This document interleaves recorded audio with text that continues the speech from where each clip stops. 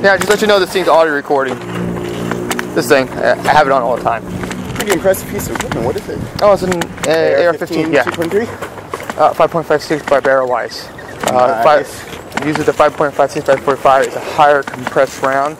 So, and 223 is a lower compressed round. So basically, it's more velocity.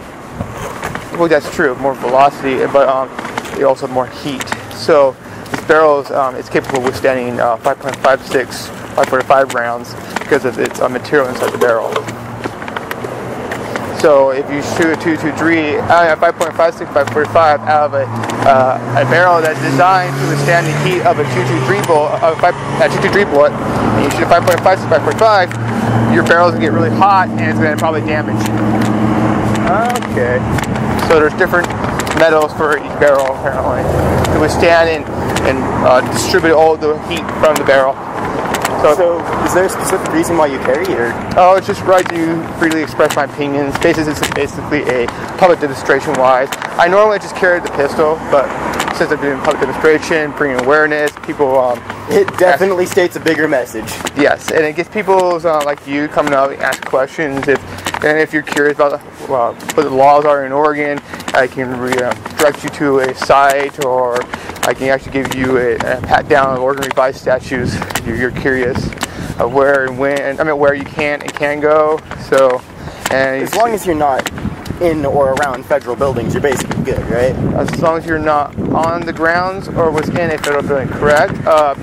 Without a concealed handgun license under the Oregon revised statute, you cannot go into a public in Capitol building, and the definitions are under Oregon revised statute 166.360 are the definition of those public buildings, and the law that makes it a crime is 166.370. So once you have a CHO, you can then go into any building like this, pistol, rifle, whatever, in any Capitol and public building, but you still cannot go into any court buildings, which is under the definition of 360. So, and also public buildings, don't confuse it between a retail establishment or a bank or anything like that. That's a private business. So public buildings, by definition, are government business, like city halls, police stations, and so on. So what exactly is considered concealed carry? If it's on your hip and it's visible, it's legal, correct? Yes, correct. I think. Also, just let you know that if you don't have a CHO, apparently we have a statute that allows cities, counties, and other municipal corporations, I'm going this way, to ban the possession of a loaded firearm to non-CHO holders. So once you have a CHO holder, you don't have to worry about it. But this city and the county, the cities in this county and the county itself does not have any such ban. So you don't have to worry about it. So you can carry your loaded firearm anywhere you please, as long as it's not in those restricted buildings. You have to be 18 or older to carry this. Incorrect. Really? That only applies to pistol-wise. Rifles, you can carry any age as long as you get the parents' approval. You just get a little document saying your mom or dad approves that you carry your firearm. Now, I had one named Dylan. He's 16, I think, right now. He was carrying an AK-47 with me. We went to Fred Meyer's and Best Buy, and we just walked around. That was it. That's great. So he really enjoyed it. But, he doesn't want to carry an AK all around because it's like I said, it's not really a device you want to carry everywhere because it's so freaking heavy. But it's just meant for public demonstrations and just making sure the right to bear arms for any other arms is respected. Was it a true Kalashnikov, or was it just like one of the cheaper knockoffs? No, it wasn't really a cheaper knockoff. A Kalashnikov is a real full automatic firearm. There's different varieties manufacturing the AK-47 platform. I think he got one of the really expensive ones, and it's like a $2,000 AK-47. So I can't remember the name, but it's one of those fancy names. $2,000 firearm? Well, that's his dad. His dad got it, so his dad let him use it. So you can get any rifle. How old are you right now? I'm 17. Yeah, 17. Just okay. Once you turn the age of 18, you still cannot legally buy a handgun from an FFL holder, which means a establishment that's selling handguns. But you can buy a handgun from anyone that's private sale. Really? Yes. Don't you legally have to be 21 to have a handgun in your name? No, there's no, what do you call those law? What do you call that? So I don't even know the name of it. It's called registration. There's no registrations here in Oregon. Oh. Okay. So you can just, like, I can sell you a firearm right now, and that was it.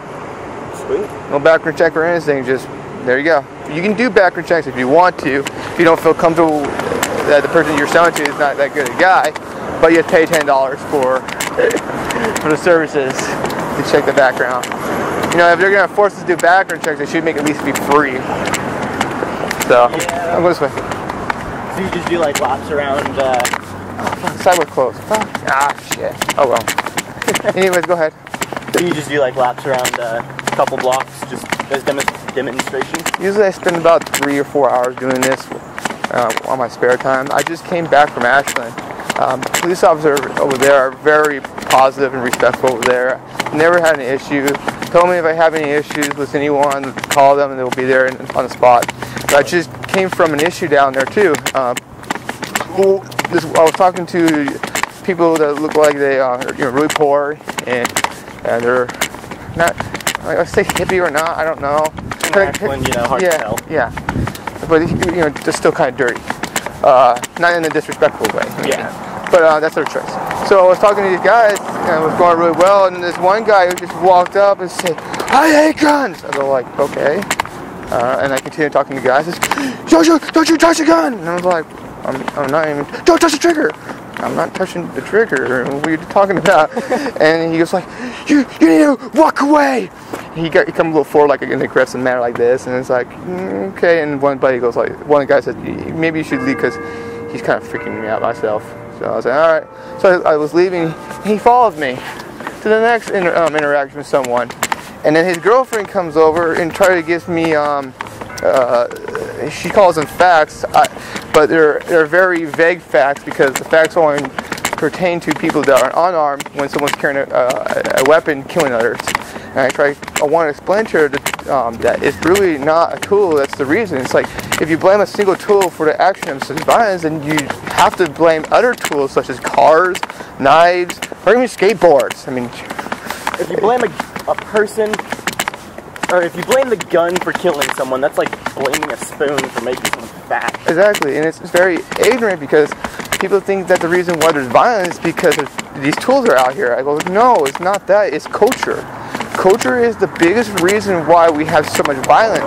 And then when there's other cultures that respect that culture of violence, you're going to have a greatly increase of crime and threat and death and other types of other crimes. And it's just going to get worse from there. And she wouldn't listen to that. And she, I don't want to hear that. I said, well, I'm listening to your facts, whatever facts you think. I simply disagree, and I'm trying to give you another argument to think about, but you won't listen to me. So it's kind of pointless for me to express something that she won't listen, and she's just talking over me. So I said, I'm just out of disagreement. I'm just going to continue walking away because your husband seems to be very violent. He's taking his shirt off, and he looks like he's ready to start stabbing me with his knife. So I want to walk away. So when someone gets confrontational, not exactly hits you yet, or starts bowing up and getting big and acting scary, is it legal to draw your arm into a defensive stance, not necessarily pointing it at them, but pointing the gun at the ground near them? The laws here in Oregon are quite vague on that issue. If you have to grab your firearm, then you better just do what you feel is right. But we're very, what's the word? We're quite anti-protection here, almost. But we do have statutes that protect the right to be able to protect yourself against imminent danger. I'm going this way because possible rock. Imminent danger such as like one committing a felony such as rape and so on, or burglarizing your home, getting your home.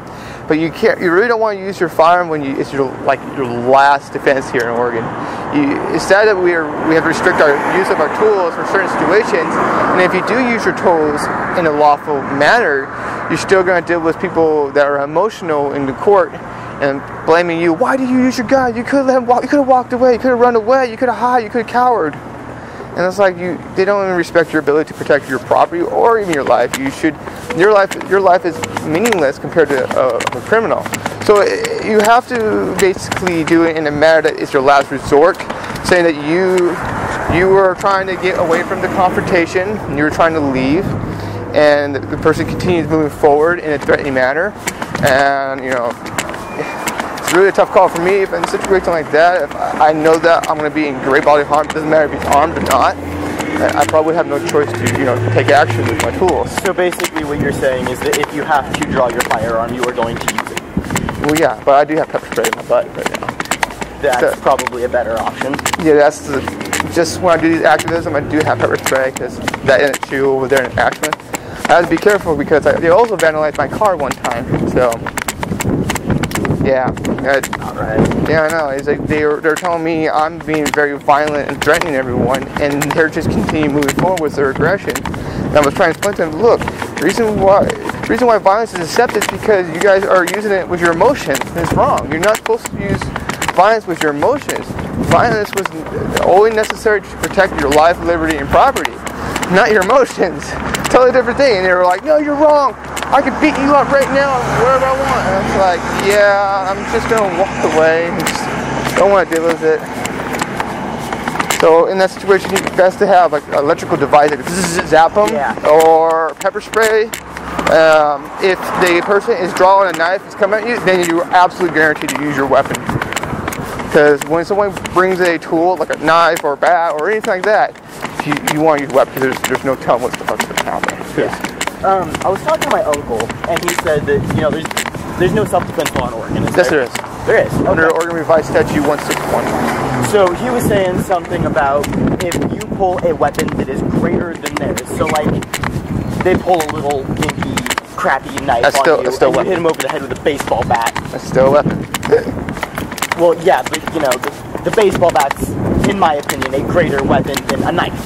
Gives you more reach, gives you a lot more blunt force trauma. That you can still be sued or go to jail or whatever for using a weapon that is greater than theirs. It's always a possibility. But under Oregon Revised Statute, when someone draws any weapon against you, you have the justification under Oregon law to use deadly force. Well, thank you. Absolutely. I learned a lot. Thank you. Yeah, if you're curious, I'm on YouTube as well. I'm open carry